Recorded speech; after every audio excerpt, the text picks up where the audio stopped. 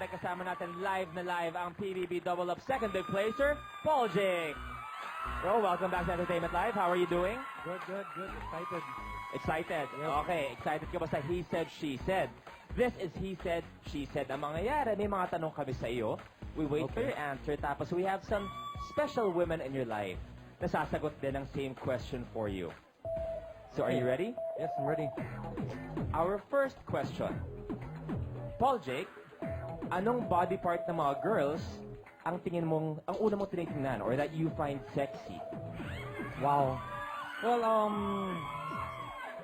I think it should be the curves? Yeah, the curves. Well, the curves. Ikaw ba, tumitingin ka sa future o sa nakaraan ng isang babae? Sa future po, sa future. Okay, sa future at sa curves. Yeah. Okay, pag nakakita na ba, for example, you're out, gumigimik ka, nakakita ka ng napaka-sexing babae, yun ang unang-una mong napapansin? Well, yung una mapansin mo talaga is the face, diba? So, the face is the first thing you'd notice. Close second na ang curves. Yes. At eto naman, someone sexy na balita namin, crush mo rin sa loob ng bahay ni Kuya. Ito ang She Said. Ayos po. I have no idea. Lagi nang ang ganda-ganda naman. Ganon. So, face. Ang sabi ni Sam, tama ba? Okay, well, ang sabi ni Sam kasi, ay, ang ganda-ganda ni Sam. You're referring to the face, like what you mentioned earlier na mukha talaga ang una mong napapansin. Yep. Okay, our second question. Paul Jake, anong body part mo ang kinoconsider mong sexy? Ano yung pag nakikita mo yung sarili mo sa salamin, napapaganon ka?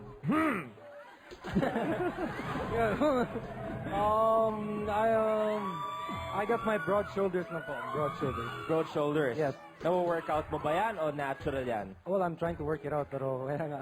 Okay, well, eto naman, someone who finds you sexy, na balita naman ay celebrity na unang naging close sa'yo. Ito ang She Said.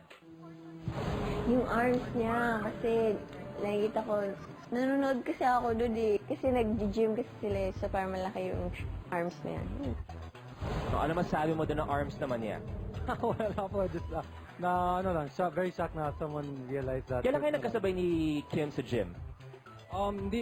Inside the Big Brother house. Naman po. Okay. Gym. Okay, well, your shoulders, tapos parang Kim naman your arms. Our third question. Paul Jake, handa ka na bang maging leading man sa TV at pelikula? Kung oo, sino ang gusto mong maka-love team? Well, being a leading man, well, that would be a nice challenge. I'd take on it.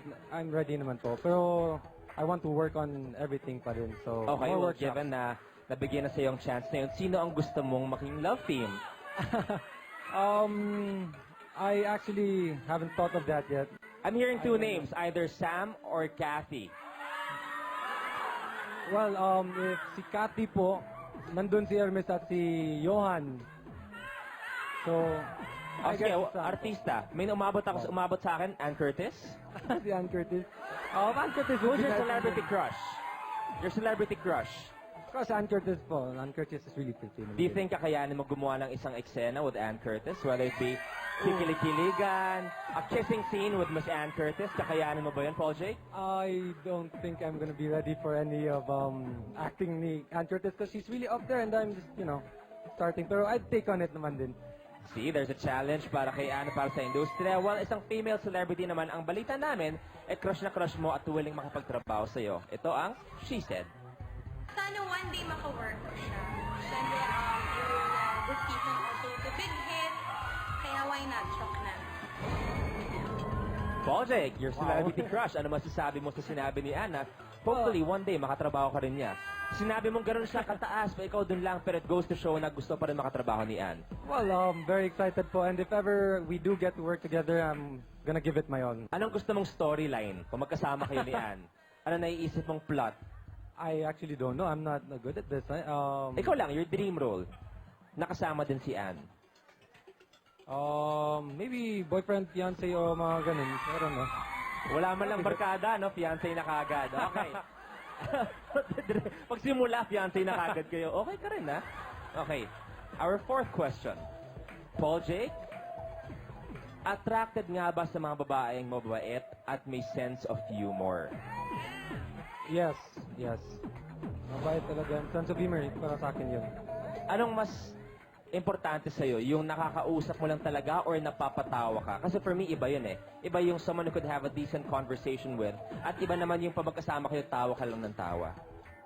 Well, happiness is, it can bring you a really long way sa relationship. So happiness would be, Si Kathy, napapatawa ka naman. Yes, everyone makes me. Si Sam din, napapatawa ka. Sam din, Gusto mo yung personality. Yes. Anong gusto mo sa dalawa? Sinong mas nakakatawa sa kanila? Sino mas kasundo mo ang personality?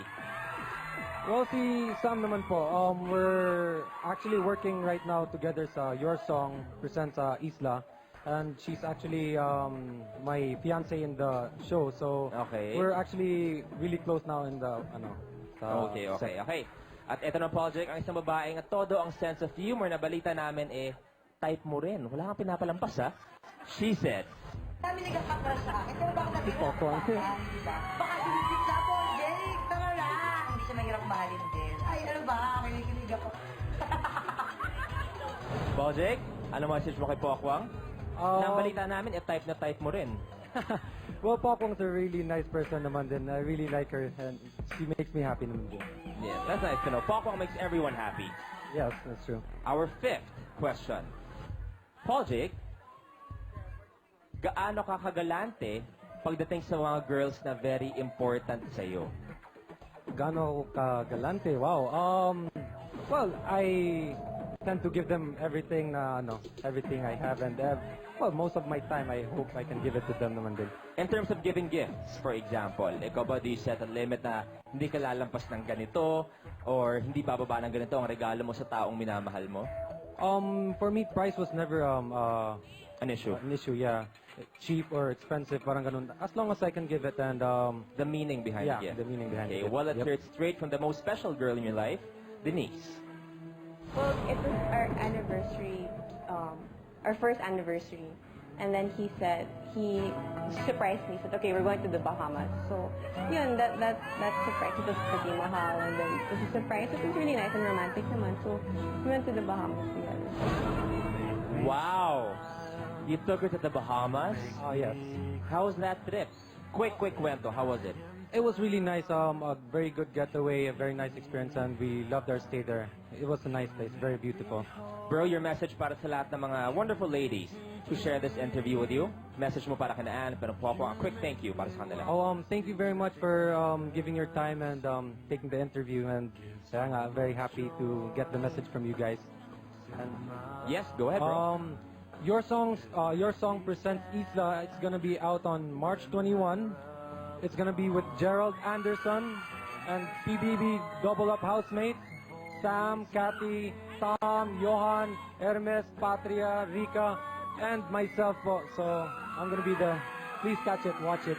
Well, bro, thank you for being a good sport on Thank you very much. She Said. Hope you enjoyed. Abangan niyo po ang Isla. Now, next up, Derek Ramsey and Angelica Panganiban in full alert sa pagsagot sa balitang break na sila when E-Live returns.